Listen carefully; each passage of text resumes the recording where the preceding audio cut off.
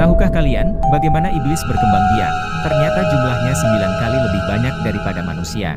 Imam Al-Qurtubi menjelaskan dalam kitab tafsirnya bahwa, sesungguhnya iblis memasukkan farjinya ke farji dirinya sendiri kemudian mengeluarkan 5 telur. Ini adalah asal keturunan iblis.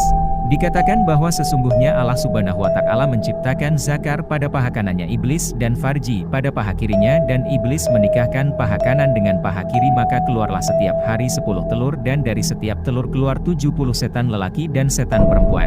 Dalam keterangan lain dijelaskan, jika manusia melahirkan seorang anak, maka iblis berkembang biak 9 kali lipat, dengan jumlah yang banyak. Wallahu alam. Tahukah kalian, inilah jenis-jenis makanan yang disukai jin dan setan yang subscribe. Semoga rezekinya lancar, amin. Pertama, kotoran. Kedua, darah. Darah yang tidak dibersihkan dapat menjadi makanan bagi jin dan setan. Ketiga, tulang belulang. Tulang menjadi makanan kesukaan jin muslim yang dikonsumsi sejak zaman Nabi. Keempat, bangkai. Bangkai hewan yang disembelih tanpa menyebut nama Allah merupakan makanan setan. Bau busuk dan darahnya sangat disukai setan. Kelima, makanan yang dimakan dengan tangan kiri. Hal ini senada dengan hadis yang diriwayatkan Imam Muslim nomor 2020. Keenam, hewan yang disembelih tanpa menyebut nama Allah. Sesungguhnya setan akan memakan makanan yang tidak diawali menyebut nama Allah. Hadis riwayat Muslim, wallahu alam. Waspada, ternyata 3 hewan ini jelmaan jin dan setan. Yang subscribe, semoga dilindungi Allah, amin. Tak banyak orang sadari, bahwa bangsa jin ternyata bisa menjelma menjadi hewan untuk berkamuflase saat akan mendekati manusia. Lantas hewan apa saja yang kemungkinan jelmaan jin? Pertama, ular.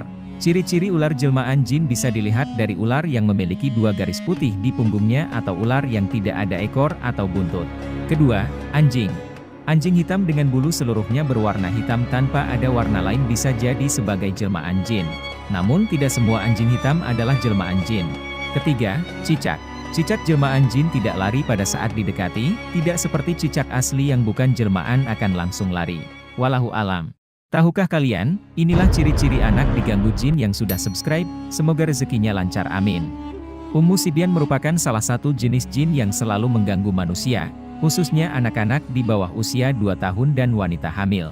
Rasulullah pun menganjurkan para orang tua untuk menahan anak-anak keluar rumah di waktu tertentu.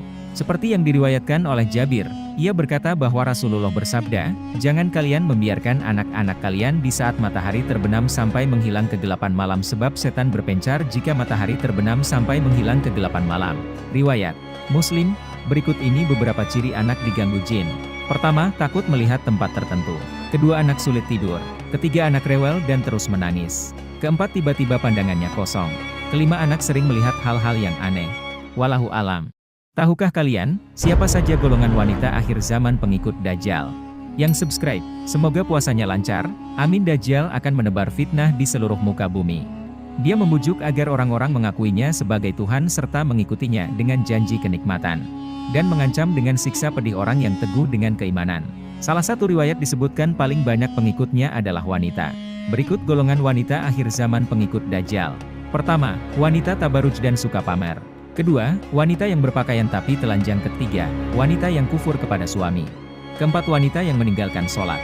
Kelima, wanita yang mengabaikan fitnah Dajjal. Keenam, wanita yang murtad.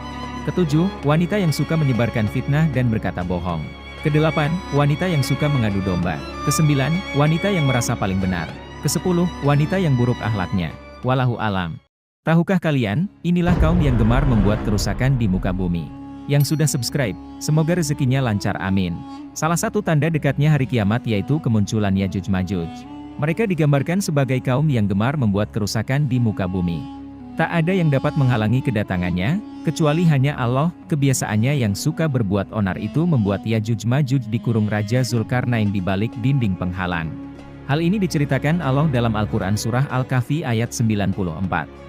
Allah berfirman, artinya, mereka berkata, "Wahai Zulkarnain, sesungguhnya Yajuj dan Majuj adalah bangsa pembuat kerusakan di bumi. Bolehkah kami memberimu imbalan agar engkau membuatkan tembok penghalang antara kami dan mereka?" Wallahu alam.